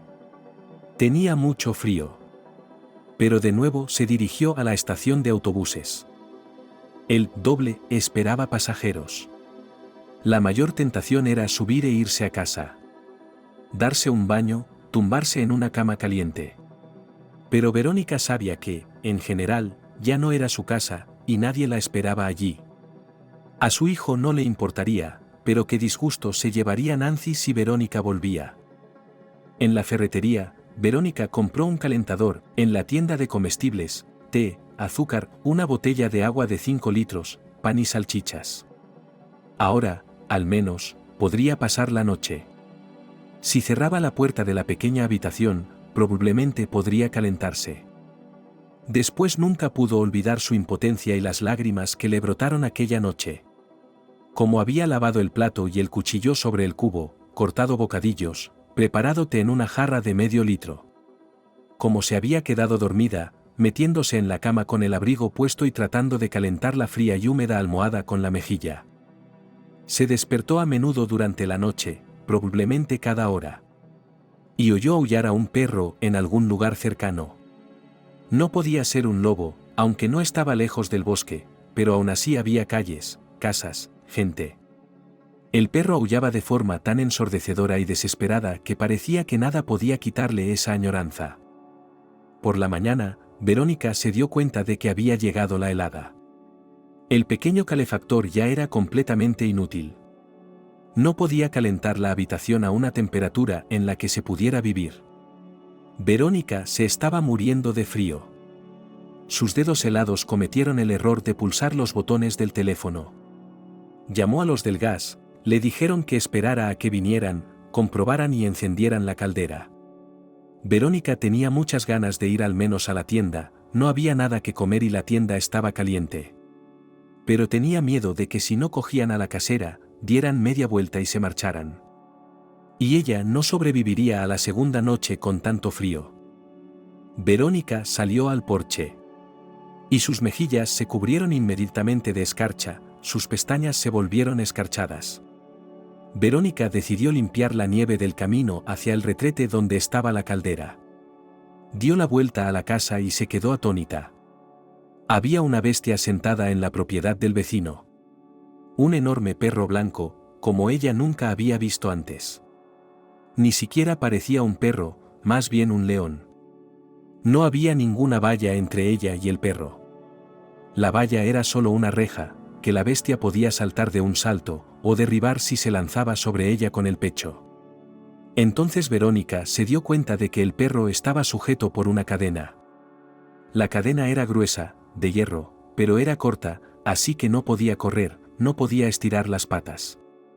Y la caja no era un refugio, sino un corral, con 3 paredes y un techo. Por eso aullabas, dijo Verónica en voz baja, hacía mucho frío y no tenías donde esconderte. Un hombre no la habría oído. Pero el perro movió las orejas, mostrando que había oído cada palabra. Y siguió mirando a Verónica. Y no había en sus ojos la rabia feroz de un perro que había pasado todo su siglo con una cadena y ya se estaba volviendo loco. Verónica leyó en su mirada, clavada en ella, sabiduría y voluntad de aguantar hasta que nada pudiera cambiar. Cerca del perro, ahora Verónica recordaba la raza de Alabai, había un cuenco. Poco profundo, vacío. Probablemente se utilizaba para la comida. No había un segundo cuenco para el agua. ¿Cómo bebes?, preguntó al animal en voz más alta. ¿O solo comes nieve? Espera, ahora vuelvo. Trajo algunas sobras de salchichas y pan. Daba miedo acercarse al perro. Verónica lanzó la comida, nunca había sido muy buena tiradora, pero ahora el perro cogía la comida en el aire y se la tragaba sin masticar. Y Verónica no tenía agua. Nada de agua. Podía sentarse junto a la lavaví y masticar nieve. Cuando vinieron a conectar la caldera a su relmente, jóvenes chicos, ella les pagó extra y pidió. Entiendo, no su departamento. Pero tal vez usted me puede decir cómo conseguir agua aquí. ¿De dónde sacarla? Se dio cuenta de que ahora, con frío, cansada tras una noche en vela, sin maquillaje, les parecía solo una tía vieja congraciada. Uno de los tipos, el que se estaba embolsando el dinero, respondió con condescendencia. Hay una cañería de agua calle abajo, casera. Si funciona, puede coger un cubo de allí. Y me pareció ver un pozo en tu casa. Allí, la tapa es plana. Compruébalo también. El agua del pozo fluía en un pequeño hilo. Verónica tardó mucho en llenar el cubo. Pero ahora que la casa estaba caliente, pensó que podría arreglárselas con el resto. Puso las cosas en el armario. Llevó la mesa de la cocina a la habitación grande y luminosa. Este sería su lugar de trabajo. Hacía tiempo que Verónica había dejado la redacción, había encontrado un cliente para el que escribía historias. El cliente le enviaba historias, Verónica las llenaba de carne y hueso, intentaba darles vida. Ella misma las llamaba historias de indios. Casualidades sin precedentes, gemelos, villanos, machos y bellezas. El mal era invariablemente castigado al final, y todos los inmerecidamente humillados e insultados ganaban riqueza, felicidad y amor hasta la tumba.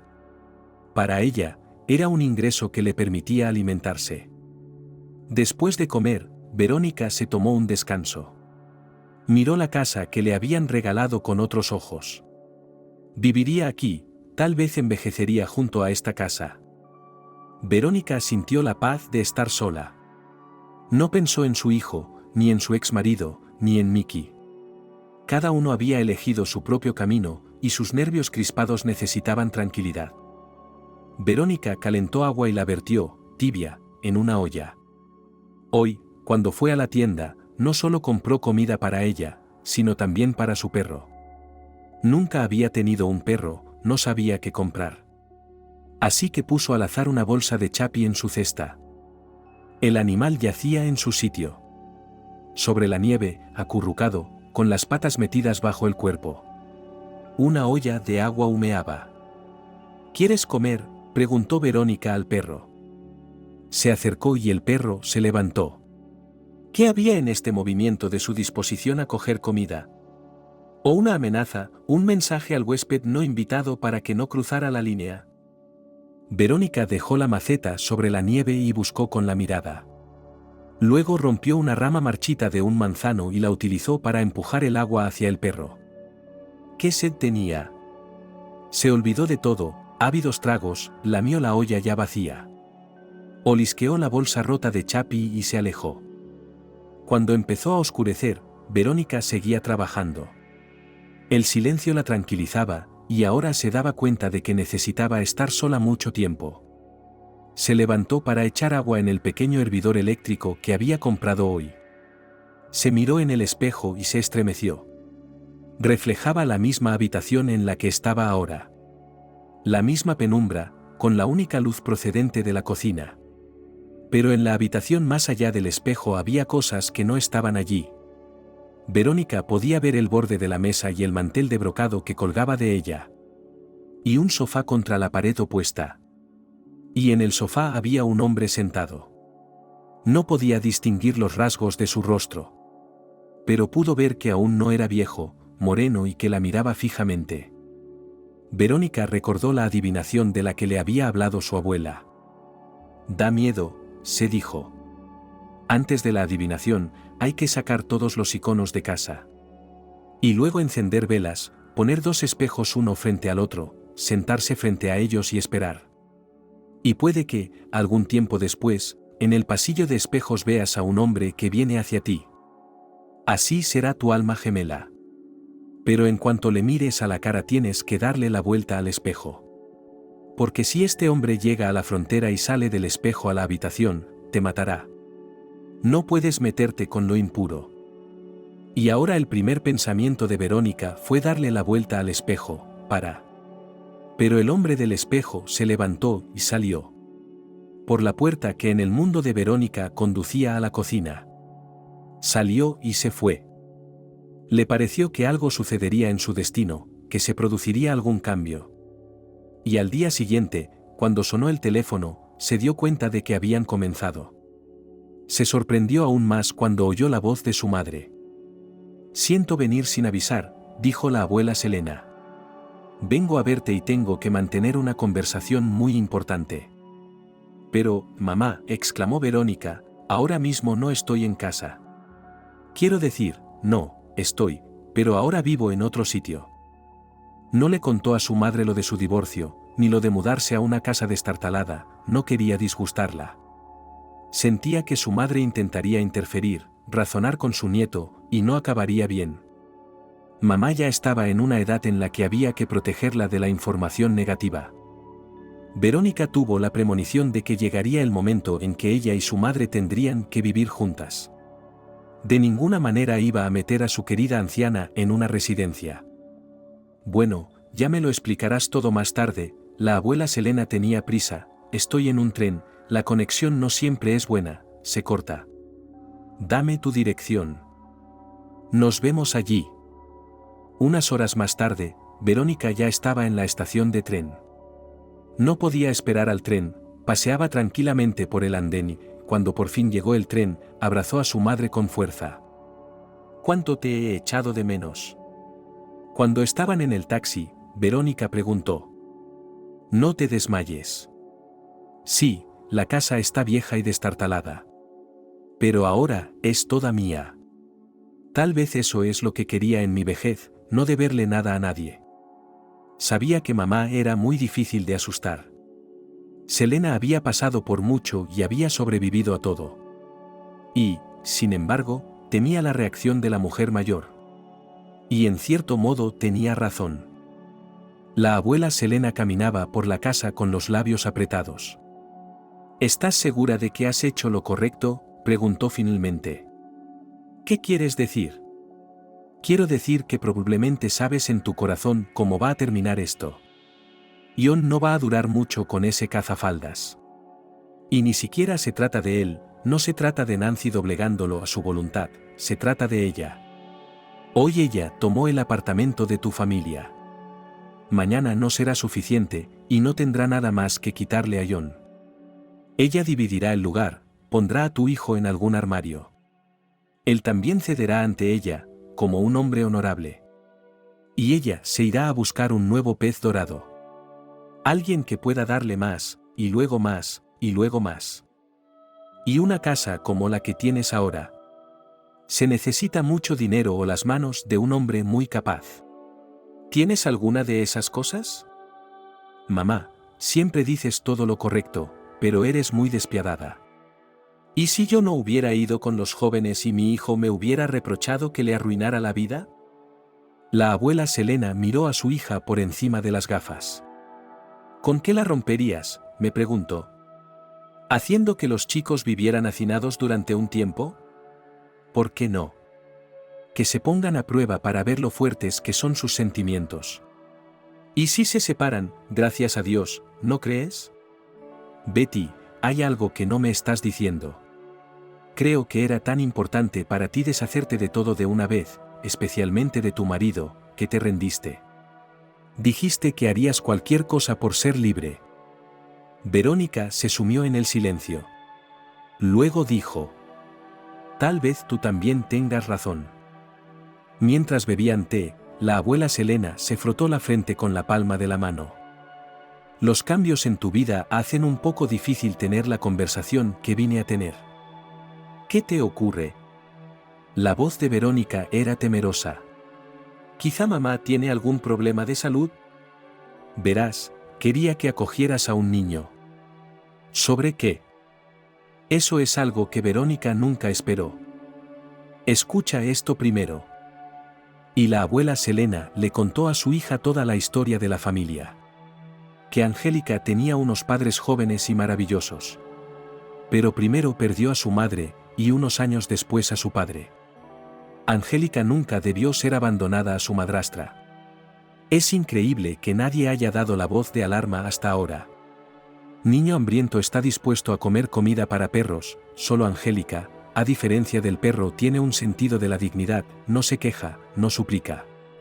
Toma solo lo que desde su punto de vista nadie necesita. Y recientemente el bebé casi muere de neumonía. La madrastra, al parecer, tenía miedo de ser procesada. Y ahora quiere seguir adelante, renunciar a la custodia y enviar al niño a un orfanato. Y ese no es el caso. Angélica tiene un corazón de oro. Necesita una familia. Pensé que solo había una persona a la que podía confiárselo, tú. Ion ya ha crecido, tiene su propia vida. Y tú podrías ser una madre para ese niño. Pero ahora la comisión viene a ver casas. ¿Dejarán que un niño viva en esas condiciones? Mamá, me sorprendes. No puedo responderte de inmediato. Pero prometo pensarlo. Por la noche, Verónica intentó que su madre estuviera lo más cómoda posible. Encendió la calefacción, puso sábanas limpias, le trajo otra taza de té con limón. Y durante mucho tiempo se sentaron a hablar de la vida. No era solo que hacía mucho tiempo que no se veían.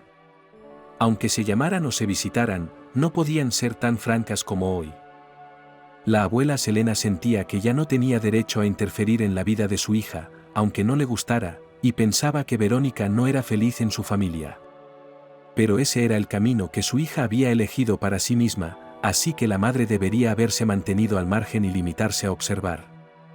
Verónica se dio cuenta de que su madre tenía razón en lo más importante. Pero la joven pensó que aún no podía cambiar nada, tenía un marido, un hijo. Y solo ahora Betty se sentía libre, como en su infancia. Y por la noche volvió a soñar con aquel hombre moreno que la miraba atentamente, como esperando algo. ¿Qué quieres decirme?, le preguntó Betty. Él no contestó. Pero entonces entró en la habitación un muchacho de pelo rubio y se sentó junto al desconocido. Comenzaron a hablar animadamente. Verónica no pudo oír de qué hablaban. Volvió a despertarse con la misma extraña sensación. Si antes, cansada de todo lo que había pasado, pensaba que no habría cambios en su vida, tendría que vivir su vida. Ahora tenía una sensación de sentido de lo que estaba pasando. Darse cuenta de que lo principal está por llegar. Y hay que ahorrar fuerzas para que alcancen para todo. La abuela Selena tampoco había pasado la noche en vano. No había renunciado a su idea, pero ahora se lo pensaba a la luz de los cambios en la vida de su hija. Y quizá algunos fueran para mejor. Bueno, ¿has pensado en algo?, preguntó a Verónica. Primero tenemos que ir a ver al chico, a familiarizarnos con él, dijo su hija con cautela. No es que no nos caigamos bien, pero solo. Inmediatamente darse cuenta de que somos extraños, que no hay intimidad mental entre nosotros es imposible. Por supuesto, debemos ir, dijo en serio la abuela Selena, pero acerca de la intimidad mental, se habla de ti mismo. Angélica es todavía un niño pequeño. Su corazón está dispuesto a abrirse a cualquiera que sea amable con él. Y quería decirte otra cosa. Si todo sale bien, vendamos todo. Venderé mi apartamento, tú venderás esta casa, y nos mudaremos juntos. Tendremos suficiente para una casita modesta en las afueras, algo en lo que podamos vivir enseguida. Allí llevaremos a Angélica. Ay, mamá, dijo Verónica, como una niña pequeña, estoy tan cansada. Y durante un largo rato permaneció sentada con la cabeza apoyada en el hombro de su madre. Sin pensar en nada, solo sintiendo el calor de la mano que la abrazaba. Solía haber un gran balcón en el hospital infantil, y los niños en tratamiento solían tumbarse allí durante mucho tiempo, respirando aire fresco. El hospital estaba cerca del bosque. El balcón, por supuesto, seguía allí, pero se había convertido en un almacén de chatarra, y la entrada al mismo estaba cerrada. Cuando Angélica se recuperó, el médico le aconsejó que caminara. Ahora tienes mucho mejor aspecto, hermano, que cuando viniste a vernos. Ya no estás tan desnutrido, tienes rubor en las mejillas. Y tus análisis son bastante buenos. ¿Por qué no sales un poco? Camina alrededor del edificio una vez, luego un par de veces al día siguiente. Y luego, te subes a los esquís, bromeó el médico. Conocía la historia del chico y sinceramente quería ayudarle. Lo único que no tuvo en cuenta fue que Angélica no llevaba ropa con la que pudiera pasear por el parque del hospital. Pero la tía Mallory, la enfermera, se dio cuenta.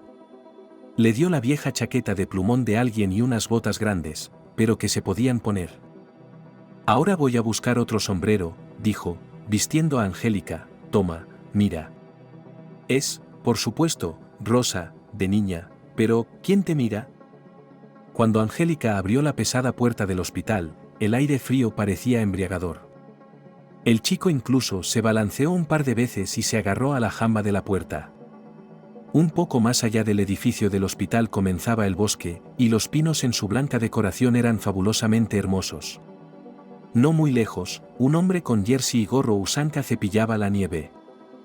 Angélica también quería trabajar con la nieve. Con su padre solían hacer un enorme muñeco de nieve en diciembre. Pero el chico se dio cuenta de que aquel no era lugar para divertirse. Aún así, decidió acercarse al conserje y le preguntó: ¿Puedo ayudarle? El hombre le miró atentamente.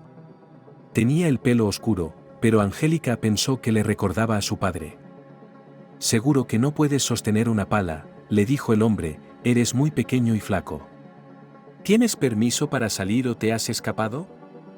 Me lo ha dicho el médico, respondió Angélica con seriedad, no te preocupes, me las arreglaré. ¿Qué dices, hermano? Bueno, pues coge el recogedor. Y Angélica, entusiasmada, empezó a limpiar la nieve con una pala de hierro. ¿Trabajas aquí de conserje?, preguntó a su nuevo conocido cuando ambos hicieron una pausa. Sí, dijo el hombre con una extraña entonación en la voz, no tengo otro sitio a donde ir. No recuerdo nada, hermano mío. ¿A qué te refieres? Ojalá lo supiera. Los médicos locales me dijeron que la ambulancia me trajo aquí. Me encontraron en la calle, de madrugada, con una lesión cerebral. El investigador vino y me interrogó. Pero no hay esperanza de que encuentren a quien lo hizo. Ya que ni yo mismo recuerdo nada. Probablemente le golpeó en la cabeza, le robó y se largó. ¿Y qué vas a hacer? El hombre le hablaba a Angélica como a un adulto, y al niño le gustaba mucho. Los médicos me lo explicaron. Hay un largo trabajo por delante, hermano. Me restaurarán los documentos, y si no recuerdo nada, me meterán en un internado. ¿Eso es como un orfanato? Bueno, sí, sonrió el hombre, pero allí no hay niños, sino adultos. Entonces, tal vez, aprenda algo de negocios, me pondré en pie. ¿Por qué hablas de huérfanos? Tú no eres uno de ellos, ¿verdad? Tía Lucy me echó de todos modos, ella y Katie no me necesitan. No tengo a dónde ir. Cuéntame, hermano, sobre ti. La historia de Angélica impresionó mucho a su nuevo conocido. Espera, no te aflijas. Cuando recupere la memoria, te sacaré de este orfanato. ¿Cómo te llamas?, preguntó Angélica. Aquí me llamaban Berry, sonrió el hombre con tristeza, pero llámame así por ahora. Angélica, mientras tanto, miraba a lo lejos. Berry se apoyó en su pala y miró también. Dos mujeres caminaban lentamente por el callejón del hospital. Una mayor y otra más joven. La abuela Selene, susurró Angélica. Y se precipitó hacia ella, extendiendo los brazos para que se le abriera el abrigo hinchado del gobierno que llevaba en el pecho. En el último momento intentó frenar, consciente de que podría hacer caer a la anciana. Pero no lo consiguió, por suerte la segunda mujer apoyó a la abuela Selena bajo el codo. ¿A dónde vas corriendo?, la abuela subía apresuradamente la cremallera de la ropa del niño. Te va a reventar, y aún no te has recuperado. Betty, te presento a mi Angélica. El chico miró a la acompañante de la abuela de Selena y vio que la mujer se parecía a ella, solo que más joven. Pero tenía los mismos ojos azules, y ya se estaba quitando el chal de plumón para echárselo por encima al chico. Berry observó la escena y sonrió. Se dio cuenta de que algo había cambiado en la vida de Angélica, no hacía tanto que el niño temía que lo enviaran a un orfanato. Pero, al parecer, ahora eso no le amenazaba. Y Verónica no podía apartar los ojos de Berry. Era el mismo hombre con el que soñaba todas las noches. Hasta que Angélica fue dada de alta, habían pasado mucho tiempo juntos todos los días, Verónica, su futuro hijo adoptivo y Berry. Una mujer se encargó de ayudar a un hombre que había perdido la memoria. Y pronto consiguió averiguar quién era el hombre. Sorprendentemente, se llamaba Berry y había venido a la ciudad en viaje de negocios. Y vivía al lado de la misma casa que Verónica había conseguido. Y era el dueño de la lava y blanco. En ausencia de un hombre, los vecinos tenían miedo de desatarlo, solo para alimentarlo. La familia se reunió al cabo de unos 6 meses. Y ahora, en una limpia casa de madera con contraventanas talladas en el primer piso vive la abuela Selena. Ella eligió esta habitación junto a la cocina. Me levanto por la mañana, preparo el desayuno para todos, hago tartas, solía decir. Angélica se instaló junto a ella. No fue fácil resolver todos los problemas con los papeles. Pero ahora la pareja Verónica y Berry son sus padres adoptivos. El niño creció y se hizo más fuerte durante este tiempo, ahora se parece asombrosamente a su padre, pero sus ojos son azules como los de Verónica. Y ahora Angélica no quiere otra familia.